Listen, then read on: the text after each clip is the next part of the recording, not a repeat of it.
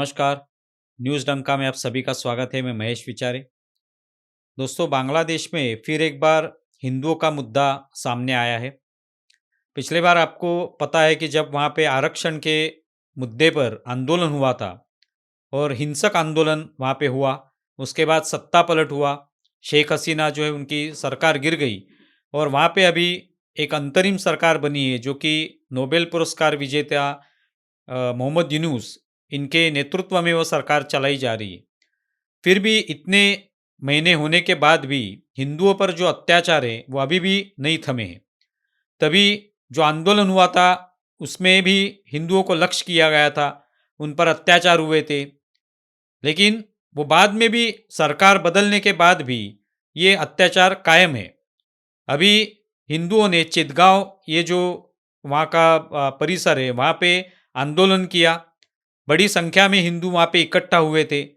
उन्होंने कुछ मांगे सरकार के सामने रखी हैं कि ये मांगे पूरी होनी चाहिए, क्योंकि यहाँ पे जो अल्पसंख्य हैं, स्वाभाविक है कि वहाँ पे हिंदू अल्पसंख्य है, बौद्ध और क्रिश्चियन भी है।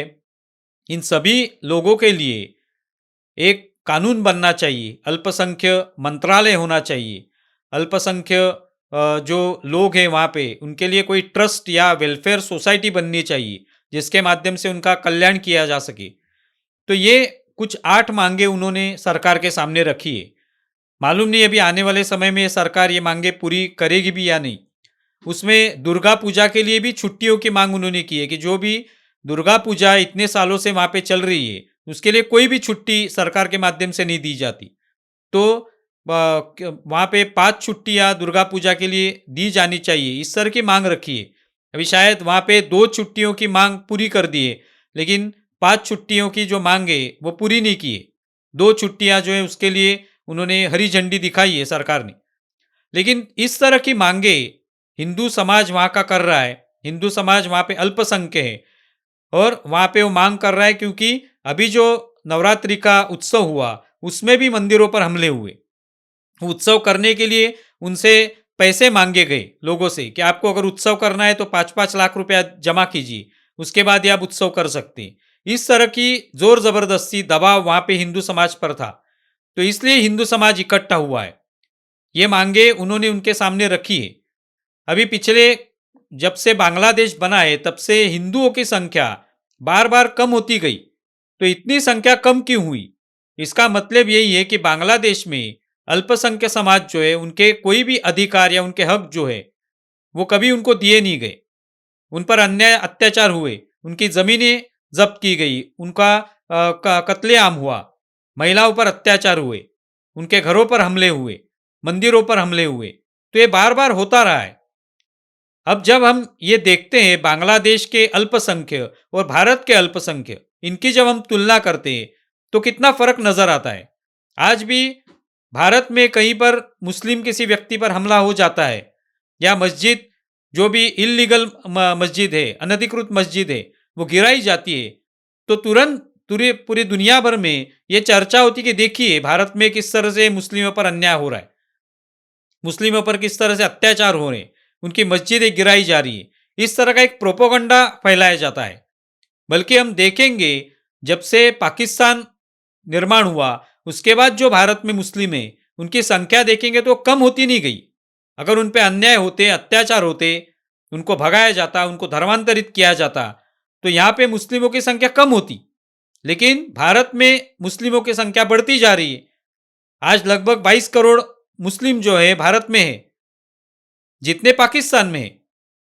तो फिर यहाँ पे अन्याय कौन सा हो रहा है?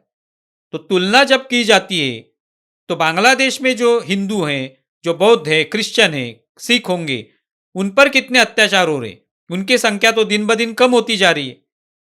उनकी जो मांगे हैं कि हमारे लिए कुछ कानून बनना चाहिए, हमारे लिए मंत्रालय होना चाहिए, हमारे लिए कोई वेलफेयर ट्रस्ट होना चाहिए, ये कोई भी मांगे उन्होंने कभी पूरी नहीं की।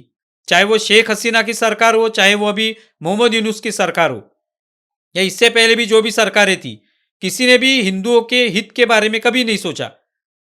वही पूछते हैं जब भारत में किसी मुस्लिम पर अत्याचार होता है, कभी मॉब लिंचिंग किसी एक मुस्लिम की होती है, तो देखिए भारत में किस तरह से मुस्लिमों पर अन्याय हो रहा है, इस तरह की बातें की जाती है। और वो भी कोई कौन पूछता है? तो बांग्लादेश, पाकिस्तान, यहाँ के कुछ लोग इस तरह के सवाल पूछने लगते हैं, जो कि हास्यास्पद होते हैं।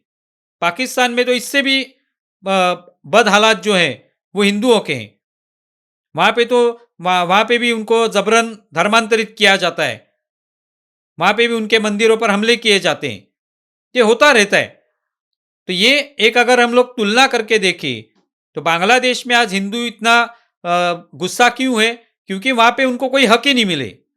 अल्पसंख्यक होने के नाते उनको जो हक मिलने चाहिए थे, वो नहीं मिले, इसके लिए वो रस्तों पर उतर आए।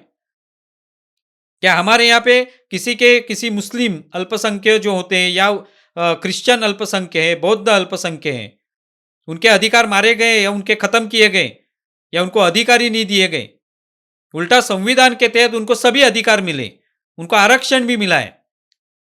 लेकिन जब तुलना की जाती है दुनिया भर में, तो ऐसे कुछ प्रोपोगंडा फैलाने वाले लोग जो होते हैं, वो बार बार भारत का उदाहरण देते हैं कि भारत में किस तरह से अन्याय हो रहा है अल्पसंख्यकों पर। लेकिन वो कितना झूठ है, ये बांग्लादेश के इस हिंदू आंदोलन के वजह से सामने आ रहा है कि वो हिंदू जो है वहां पे इतने सालों से जिनकी संख्या कम हो रही है, जिन पे अत्याचार हो रहे हैं, वो सहन कर रहे हैं और आज रस्तों पर उतर आए और बता रहे हैं कि हमें हमारे हक मिलने चाहिए। एक तरीके से पूरे दुनिया भर में संदेश गया है कि बांग्लादेश में किस तरह से हिंदुओं के हालात है, किस तरह से पाकिस्तान में हिंदुओं के हालात है। ये इसके वजह से सामने आ रहा है। तो ये दोनों देशों में जो अल्पसंख्यक समाज है, इनके क्या हालात है, ये फर्क दिखाने वाली ये घटना है कि भारत में अल्पसंख्यक जो है मुस्लिम, उनकी क्या हालत है और बांग्लादेश में जो अल्पसंख्यक उनकी क्या हालत है। क्या दोनों के अधिकार जो है वो दिए जा रहे हैं, या भारत में उनको अधिकार मिल रहे तो बांग्लादेश में अधिकार मिल रहे? ये सवाल उपस्थित होते हैं। आप इसके बारे में क्या सोचते हैं, ज़रूर बताएं। हमारा वीडियो ज़्यादा से ज़्यादा शेयर करें और हमारा यूट्यूब चैनल सब्सक्राइब करें। धन्यवाद।